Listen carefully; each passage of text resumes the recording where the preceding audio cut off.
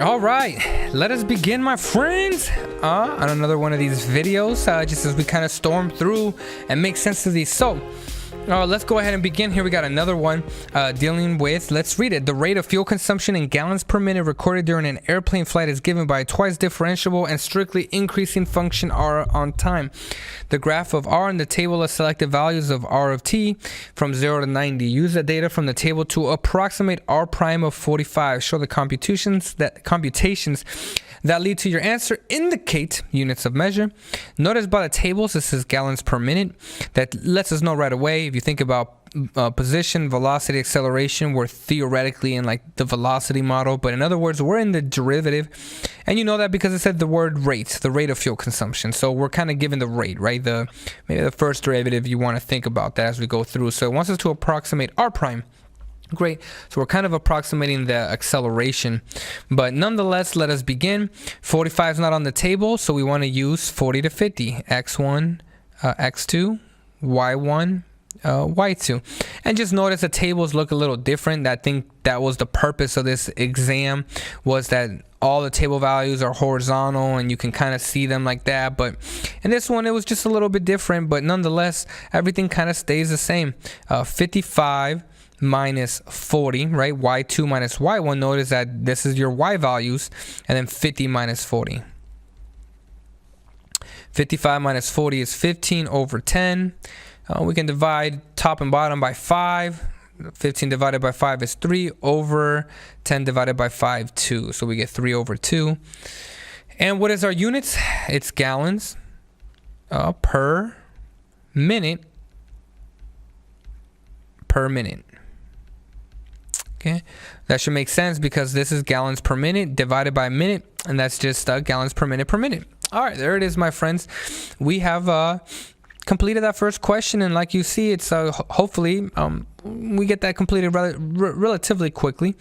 All right, let's go ahead and go on to the next one, part B. The rate of fuel consumption is increasing fastest at time t equals 45. What is the value of R double prime of 45? Explain your reasonings. Okay. This is probably a question on the AP exam that, you know, we haven't had a lot of practice on questions like this together as a class. And so I would say right now that you kind of move on from this problem and go on to the other questions, right? Now, I'll come back and finish this, but I just want to show you, right? We feel very confident in this, maybe not 100% sure about this. So let's just go to part C and see if we can try to get some points elsewhere. All right, part C, approximate the value of the antiderivative from 0 to 90 RT dt using a left Riemann sum with the 5 sub intervals indicated by the data in the table.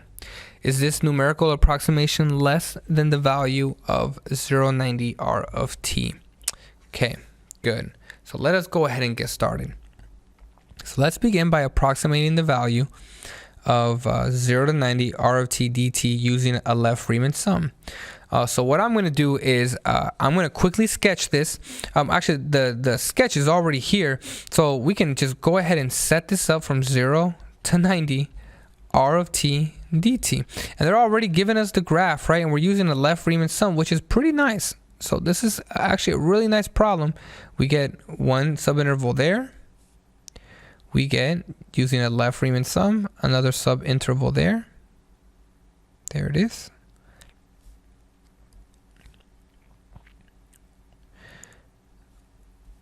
Let's go and get our next Riemann sum, which is going to be from here to there. Boom. And our next Riemann sum, which is from there to there. Boom. And the last Riemann sum, which is from there to there.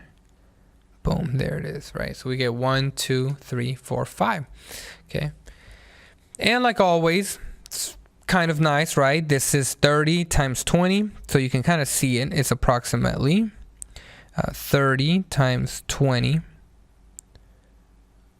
plus the next one is 10 times 30. 10 times 30 plus, and I'm just looking at these rectangles, right? 10th, the width, the height is 30. This is 40 times 10, right? Or 10 times 40. I'll keep it consistent. It doesn't really matter, right? I just want you guys to know. Some of you do it where you like to put your delta, your width first and then your length. Some of you like to do length first. So I just kind of, in the last videos, I did length first and then the width. This case, I'm doing the width first, but that's 3. Let's go to this next one, 70 to 50. That's 20 times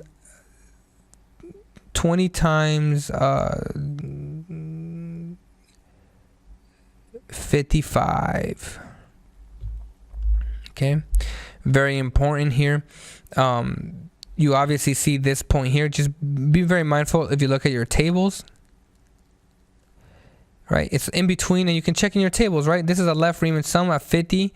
The height is 55. So now you know this is 55, right? And the width is from 50 to 70. 50, 60, 70, that's 20. 20 times 55. Plus, and we'll get this last one, at 70, it's 65, right? Just by looking at the table values. So 65.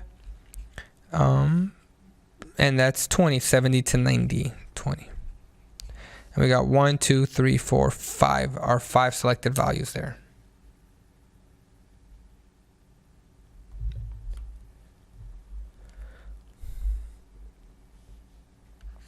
This is from 0 to 90. R prime of t dt is approximately, let's go ahead and grab our calculator. It's not calculator active, my apologies. So you're going to have to do this without it. And I obviously can do mental math in my brain, but you guys know sometimes I can't. So I like to just use a calculator for now for these video purposes, but you should obviously practice it. Doing that there, gallons, there it is. Cool. Okay. So is this numerical approximation less than the value of the actual antiderivative? Well, look at your tables. Is this numerical value an under approximation? Yeah, you're using a left Riemann sum and your function is strictly increasing, right? And so you can clearly see that this is going to be less than the actual value because we're missing areas right there, right? We're missing areas in between here. That we need to take into account. So let's go ahead and answer that. This here, 0 to 90, R of t dt, is an under approximation.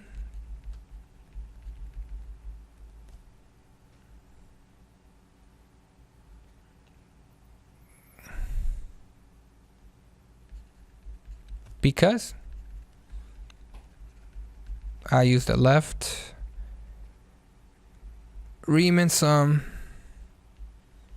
and R of t is strictly increasing.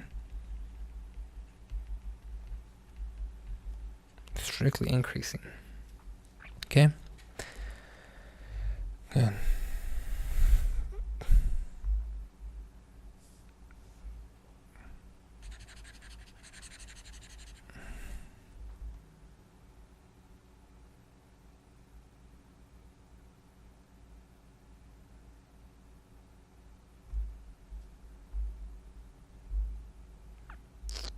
Okay. Good. All right. Is the numerical approximation less than the value? Well, if we look at the table, we're using a left Riemann sum, and our function here, right, is if you look here, we're using a left Riemann sum, and the function is increasing, and you can see right underneath, right, that your left Riemann sum is going to miss these areas I drew in beforehand. These little blue markings of areas we're missing, right? So we can go ahead and say now, it's this numerical approximation, so we can now say, and I'll write it over here, but you want to write it down below. I just have something down there. This numerical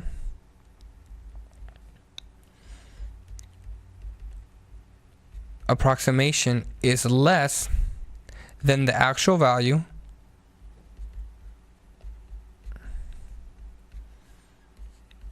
it's less than the value of this, of the actual antiderivative under the curve, because I used the left Riemann sum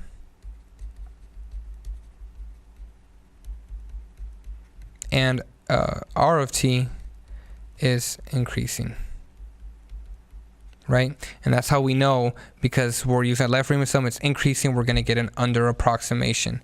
All right, which is an under approximation. Under approximation. Bam, there it is, my friends, right? And that'll take care of part C there.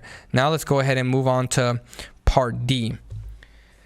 Let's see if we can make sense of that. From 0 to 90 minutes, explain the meaning of 0 to B R of T in terms of fuel consumption for the plane. Then explain the meaning of 1 over B in terms of the fuel consumption of the plane. Indicate units of measure in both answers. So, well, not a worry in the world. This right here, R of T dt.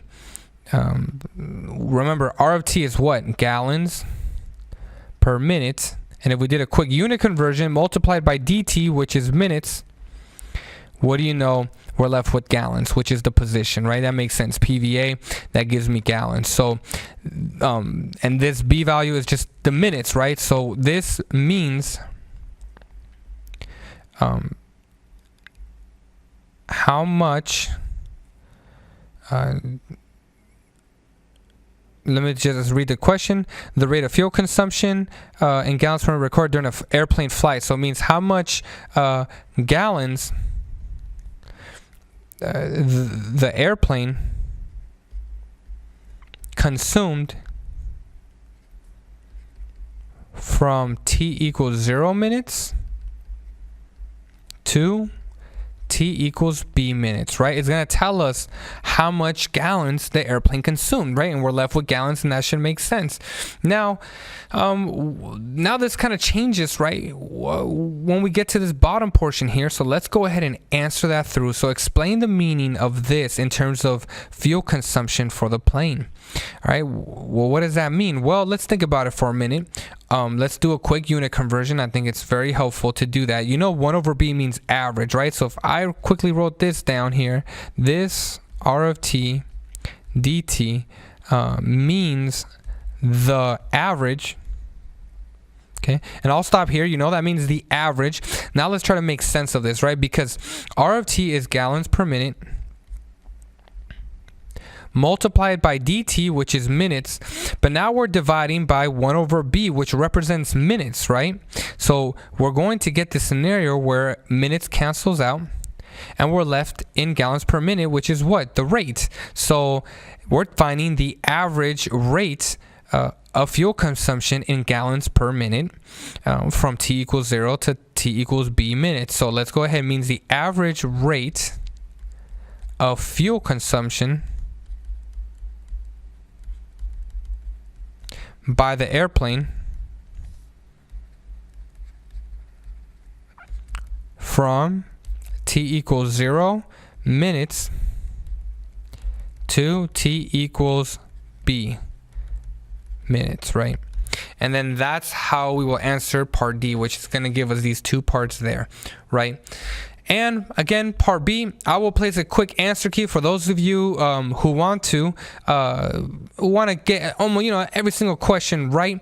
Again, I don't feel confident because I quite frankly haven't covered this the best that I could have. So for us, this is kind of a question that I would prioritize as last and make sure you're going through and getting as much points as possible before you proceed to answer this one here, right? But for those of you that feel really confident on everything else, I'll go ahead and provide that